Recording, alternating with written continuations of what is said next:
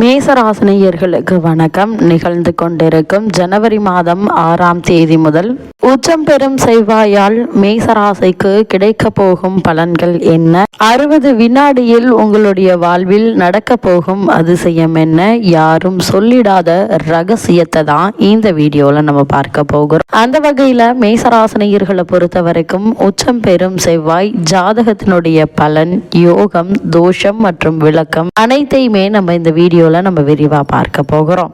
அந்த வகையில மேசராசினியர்களான உங்களுடைய ஜாதகத்தில் செவ்வாய் உச்சம் பெற்றிருக்கிறாரா, அது உங்களுக்கு உண்மையிலேயே ராஜயோகமா இல்ல வாழ்க்கை முழுக்க கோபம் போராட்டமா இருக்குமா? பல பேரு உச்சம்னா எல்லாமே நல்லதுதான் நடக்கும்னு நினைக்கிறாங்க. ஆனா அது உண்மையா அப்படிங்கறத தான் இந்த வீடியோல நம்ம பார்க்க போகிறோம். அதாவது மேசராசினியர்களை பொறுத்தவரை உச்சம் பெறும் செவ்வாய் அது தரும் நல்ல பலன்கள் என்ன, மறைக்கப்பட்ட எதிர்மறை பலன்கள் என்ன, யாருக்கு யோகம், யாருக்கு சோதனை, அனைத்தையுமே இந்த பதிவுல நம்ம தெளிவா பார்க்க போகிறோம். அப்படின்னா இந்த செவ்வாய் கிரகம் அப்படின்னா என்ன என்று பார்க்கும்போது, ஜாதகத்துல செவ்வாய் என்பது ஒருவருக்கு சக்தி, துணிச்சல், போராட்டம், கோபம், இரத்த சம்பந்தமான வேலைகள், நிலம், சகோதரர்களால் ஆதாயம், police, army, engineer, surgeon, sports person, இவங்க எல்லாருமே செவ்வாய் ரொம்ப முக்கிய கிரகமாக இருக்கும். இவர்களுக்கு செவ்வாயினுடைய ஆதிக்கம் நிறைந்தவர்களாக இருப்பார்கள். செவ்வாய் ஸ்ட்ராங்கா இருந்தா வாழ்க்கையில் ஃபைட் பண்ணி மேல வரக்கூடிய அளவிற்கு இவர்கள் அவ்வளவு தைரியசாலிகளாகவும் தன்னம்பிக்கை உள்ளவர்களாகவும் இருப்பாங்க. செவ்வாயினுடைய ஆதிக்கம் உள்ளவர்கள் பயம் கிடையாது, அவர்களுக்கு தைரியத்திற்கு எந்த ஒரு குறையும் இருக்காது. பல முன்னேற்ற பாதைகளில் அவர்கள் பயணிக்கக்கூடிய ஒரு தருணமாக தான் செவ்வாயினுடைய இந்த ஆதிக்கம் அமையும். அந்த வகையில செவ்வாய் உச்சம் பெறும் ராசி எது அப்படின்னு பார்த்தோம்னா, செவ்வாய் உச்சம் பெறும் ராசியாக மகர ராசி அமைகிறது. அந்த மகர ராசியிலேயே செவ்வாய் தற்போது 6ஆம் தேதி பயிற்சியாகி அங்கு உச்சம் பெறுகிறாரு. மகரத்தின் அதிபதி சனி டிசிப்ளின், பேஷன், கண்ட்ரோலுக்கு காரகம். அதாவது செவ்வாயை பொறுத்த வரைக்கும் ஃபயர், நெருப்பு சம்பந்தப்பட்டவர். அதனால் அவர் எப்போதுமே அதிக கோபத்தோடும் கொந்தளிப்போடும் இவர்கள் இருப்பார்கள். சனியை பொறுத்த வரைக்கும் கண்ட்ரோல். இந்த இரண்டுமே சேரும் போது அன்கண்ட்ரோல்டு எனர்ஜி இல்லைன்னா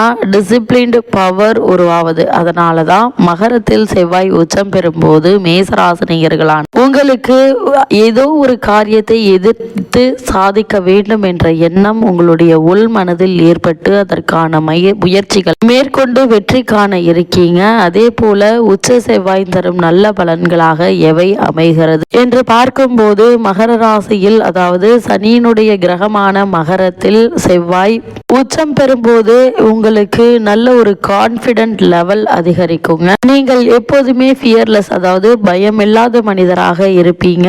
ஒரு 10 பேரை நீங்கள் கைட் பண்ணக்கூடிய அளவிற்கு லீடர்ஷிப் குவாலிட்டி உங்கள்கிட்ட இருக்கும். அத்தாரிட்டி ஆஃப் பவர், அதாவது உங்களுக்கு முக்கிய பவர் கொடுக்கப்படும். கவர்மெண்ட் சப்போர்ட் உங்களுடைய முயற்சிகளுக்கு எப்போதுமே இருக்குங்க. குறிப்பா இந்த மேசராசினியர்கள் லேண்ட் அண்ட் ப்ராப்பர்ட்டி வாங்குவதோ அல்லது விற்பது சம்பந்தமான வேலைகளில் இருப்பவர்களுக்கு நல்ல ஒரு முன்னேற்றம் நிச்சயம் உண்டுங்க. எதிரிகளை தைரியமாக எதிர்கொள்ளும் மனசு இவங்க வாழ்க்கைக்கு ஈஸியா இருக்காது. ஆனா எப்போதும் மேலே நோக்கி தான் போகும். அதாவது நீங்கள் என்ன முயற்சிகளை மேற்கொண்டாலும் அது உங்களை அடுத்த கட்டத்திற்கு எடுத்து செல்லுமே தவிர உங்களை தாழ்மைப்படுத்துவதற்கான வேலை இல்லைங்க. அதே போல் மேசராசினியர்களான நீங்கள் 28 வயதுக்கு அப்புறம் கெரியர்ல சடன் growth வர்றதுக்கு உச்ச செவ்வாய் பெரிய ஒரு காரணமாக இருப்பார் என்பதுல எந்த ஒரு சந்தேகமும் கிடையாது. இதுல மறைமுகமான பல உண்மைகளும் நிறைந்திருக்குது. அதாவது எப்போதுமே உங்களுடைய முகபாவை ஒரு சீரியஸான ஒரு டோன்ல இருக்க மாதிரியே இருக்கும். இப்போ ஒரு முக்கியமான விஷயம், உச்சம் பெற்ற செவ்வாய் இருந்தாலும் எல்லாமே பாசிட்டிவ் மட்டும் கிடைக்கும் என்று கிடையாது. நெகட்டிவான சில வேலைகளும் இருக்கும். அதாவது உங்களுக்கு அதிகப்படியான கோபம் வருவதற்கான வாய்ப்புகள் இருக்கு. அது யாராக இருந்தாலும் சரி, குடும்ப நபராகவோ அல்லது வேலை செய்யும் சக ஊழியர்களிடமோ எதற்கெடுத்தாலும் கோபப்படுவதற்கான வாய்ப்பு அதிகம் இருக்கு. அதே போல் ஈகோ ப்ராப்ளம், நான் ஏன் அவன்கிட்ட மன்னிப்பு கேட்கணும், அவன் ஏன் அவனுக்கு முன்னாடி நான் ஏன் போய் செய்யணும் அப்படிங்கிற மாதிரியான ஒரு ஈகோ ப்ராப்ளம் உங்களுக்கு வரும். தேவையில்லாத பிரச்சனைகள்ல நீங்களே போய் மாட்டிக்கொள்ளக்கூடிய அளவிற்கு வார்த்தைகளை விட்டுவிடுங்க. ஏன் எதுக்குன்னே தெரியாம சக ஊழியர்களிடமோ அல்லது தொழில் மற்றும் வியாபாரத்தில் உங்களிடம் வேலை பார்க்கும் ஊழியர்களிடமோ தேவையில்லாமல் நீங்கள் சண்டை போடுவதற்கான வாய்ப்புகள் இருக்குதுங்க. குடும்ப கணவன் மனைவி இருவருக்குள்ளும் ஏதாவது ஒரு வாக்குவாதங்கள் ஏற்படலாம். அதுக்கு முக்கிய காரணம் நீங்களா கூட இருக்கலாம். ஆனால் நீங்கள் அவர்களை பற்றியே குறை கூறுவீங்க. உங்களுக்கு அதிகப்படியான பிளட் பிரஷர், அதாவது பிபி அதிகரிக்கும். இன்ஜுரிஸ் சான்ஸ் ஏற்படலாம். வண்டி வாகனங்கள்ல செல்லும் போது கவனமாக இருப்பது நல்லது. செவ்வாய் கண்ட்ரோல் இல்லாம போச்சுன்னா இது மாதிரியான பிரச்சனைகளை நீங்கள் சந்திக்க வேண்டிய நிலை இருக்கதாங்க செய்யுது. இந்த நிலை உங்களை உங்களுக்கே எதிரியாக மாற்றிவிடும் என்பதால கவனமாக இருப்பது மிக மிக நல்லதுங்க. அது மட்டும் இல்லாம இந்த செவ்வாயை பொறுத்த வரைக்கும் எந்த வீட்டில் இருந்தா என்ன பலன் என்று பார்க்கும்போது உங்களுடைய ராசி 1ஆம் வீட்டில், அதாவது ஜென்மஸ்தானத்தில் செவ்வாய் இருந்தால் ஸ்ட்ராங் பர்சனாலிட்டி, டாமினேட் நேச்சர் உங்களுக்கு இருக்கும். யாரையாவது நீங்கள் அடிமைப்படுத்தி கொண்டே இருக்கக்கூடிய ஒரு நிலை இருக்குங்க. அதே போல் 4ஆம் வீட்டில் செவ்வாய் இருந்தால் அதிகப்படியான சொத்து வாங்குவதற்கான வாய்ப்புகள் உண்டு. அதே போல் ஃபேமிலி டென்ஷன்ஸ் பாசிபிள், அதாவது குடும்பத்தில் ஏதாவது ஒரு பிரச்சனை ஏற்பட்டு உங்களுக்கு அதன் காரணமாக ஒரு மன அழுத்தம் ஏற்படுவதற்கான வாய்ப்புகள் இருக்கு. செவ்வாய் உங்களுடைய ராசிக்கு 7ஆம் வீட்டில் இருந்தால் மேரேஜ் ப்ராப்ளம், அதாவது